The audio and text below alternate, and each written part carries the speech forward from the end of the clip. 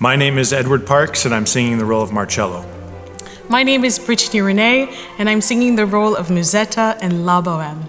I'm excited to be here. I auditioned here a long time ago when I was a young artist, and I've always kind of wanted to be on this stage at this house, and to be here singing Bohème is special. It's one of my favorite roles in my favorite operas, and it's always a tribute to the show to have a cast that is,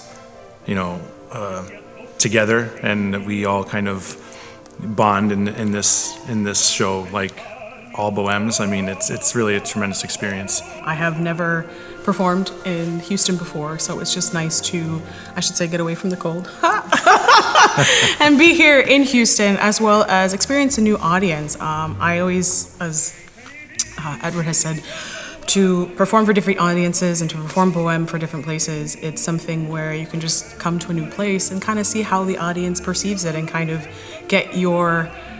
feel their feelings, and you can kind of feel off the audience to build your interpretation of the show. And so I'm really excited to just kind of share my interpretation of this story and just to have fun with like a new cast.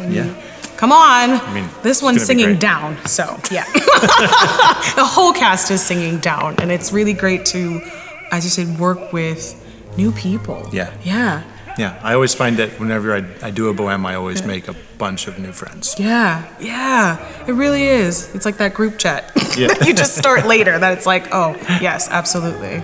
I've sung Marcello a bunch, and I think that it's kind of fun to live in the now and let the comedy and the tragedy kind of happen as you're existing. So I don't tend to lean into either one. I more try to react to the environment around me.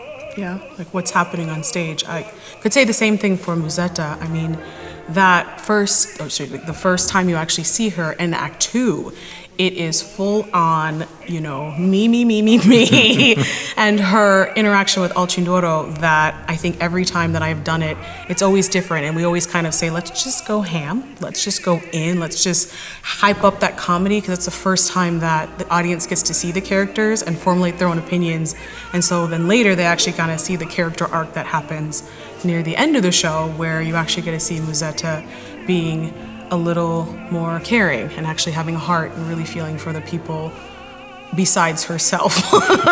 The moments that I look forward to are the moments with all the guys on stage, and where there's so much action happening and props moving, and it has to be very in the moment, and things always tend to happen that shouldn't happen, and so you kind of have to move with it and be part of it all. And I love those parts of Bohème where things are moving and things don't happen like you rehearsed them, and you just have to keep going. Yeah. I think one of my moments is at the end. I know it's, of course, when the tragedy happens in Act 4, but Musetta has this moment of reflection / she says a prayer, and it's the stillness, I think, that happens within the opera, and it balances out, of course, with the rest of the movement that's going on, but it's the stillness that she has, which she basically draws inward a lot more than I think has ever been, I should say, expressed with all the characters, but she draws way more inward with her feelings, and this expression of her prayers and thoughts and blessings and hopes and what's going to happen. And y'all are in for a lot of high notes. We're just going to say that. A lot of high notes now. Yeah. Come see the show.